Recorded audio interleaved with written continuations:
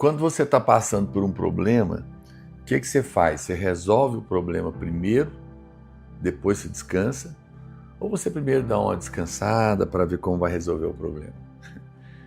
Bom, você quer saber a resposta? Fica comigo, porque está começando mais um devocional na presença do Pai para abençoar você, tá legal? E se você deseja adquirir para você ou para dar de presente, é só clicar no link que aparece na descrição do vídeo, vai chegar lá na sua casa um livro poderoso, devocional, para que cada dia do ano você possa receber uma revelação do Senhor.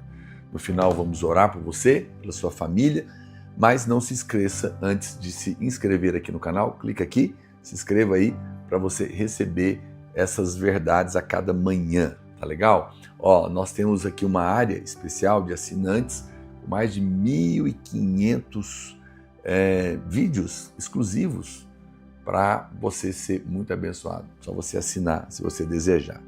Olha, a maneira de Deus agir, ela é totalmente diferente da nossa. Totalmente. A nossa maneira de agir é, se eu tenho um problema, primeiro eu tenho que resolver esse problema de qualquer custo. E aí muitas vezes a gente perde a noite de sono, fica nervoso, vai atrás de um monte de coisa, tenta de todas as maneiras. E se a gente conseguir resolver, aí a gente para dar uma descansada, né? Mas a maneira de Deus não. A maneira de Deus é oposta, porque na perspectiva de Deus tudo já está resolvido. Deus primeiro descansa, depois ele vê o resultado. Nós queremos ver o resultado primeiro. Nós temos essa tendência. Mas quando você anda com Deus, então, você precisa aprender a contrariar a sua natureza humana. É verdade. Porque a ordem do Senhor é que nós nos esforcemos não para resolver o problema, mas para descansar. Vamos escrever isso? Pega aí o seu livro, fala: eu me esforço não para resolver o problema, mas para descansar. Eu me esforço não para resolver o problema, vírgula, mas para descansar. Ok? É totalmente o contrário. Vamos ver isso aqui em Hebreus. Hebreus capítulo 4, verso 11 diz assim: esforcemo-nos, pois, por entrar naquele descanso, a fim de que ninguém caia segundo o mesmo exemplo de desobediência. A promessa de Deus para o povo de Israel era que ele iria libertá-los da escravidão e levá-los para uma terra especial que mana leite e mel.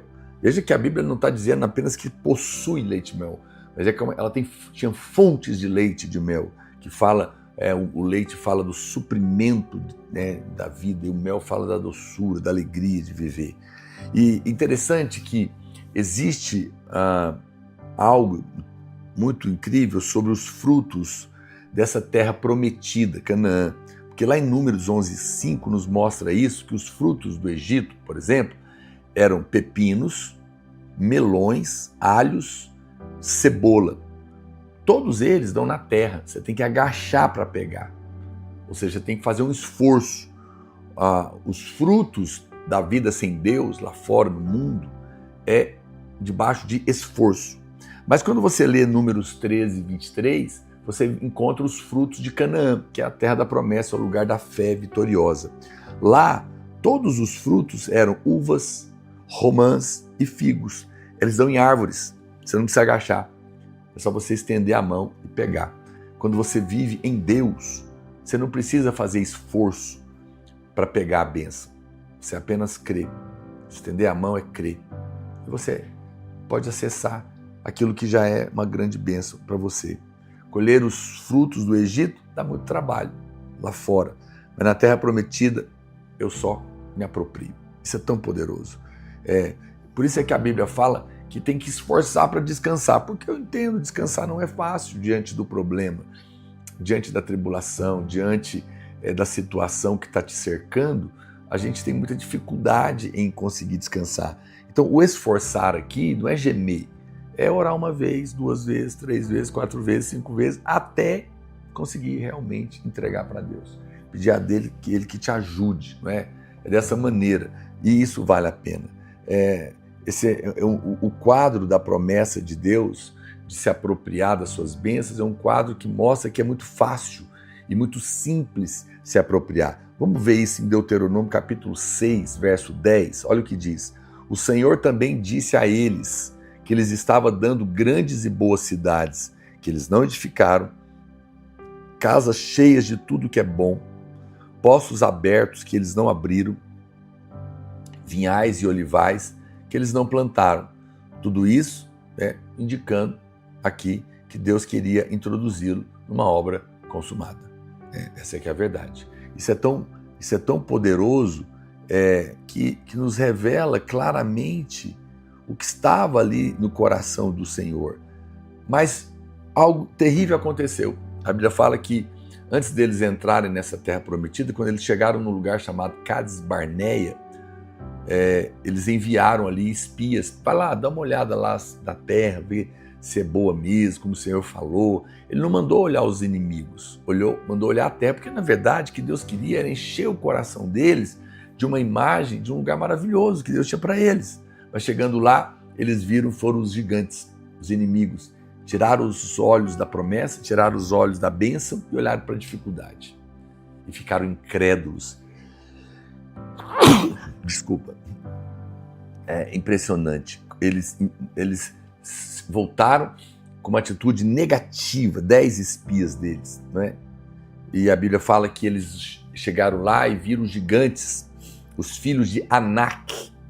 Interessante que em hebraico a palavra Anak significa coleira, significa uma corrente no pescoço. O que é uma corrente no pescoço? É um jugo que prende a pessoa está presa. Eles estavam presos, embora libertos de Faraó, ainda mantinham cativo uma mente de escravo do Egito.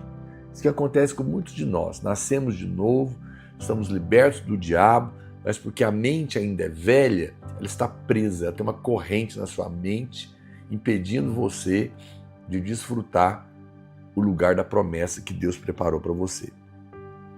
Ao prestar atenção nos gigantes, eles se encheram de ansiedade, se encheram de preocupação, se encheram de medo e por isso nunca puderam entrar.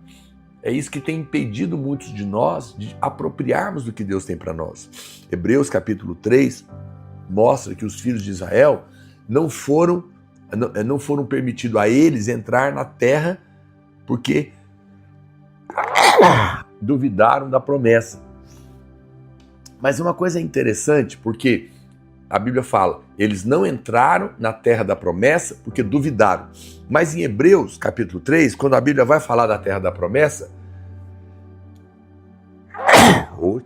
aleluia, ele fala da terra do descanso. Não entrarão no meu descanso. Ou seja, a Canaã de Deus hoje não é um lugar físico, é o descanso. Quando você descansa, você realmente acessa a promessa. Você acessa o lugar da bênção. Não é um lugar...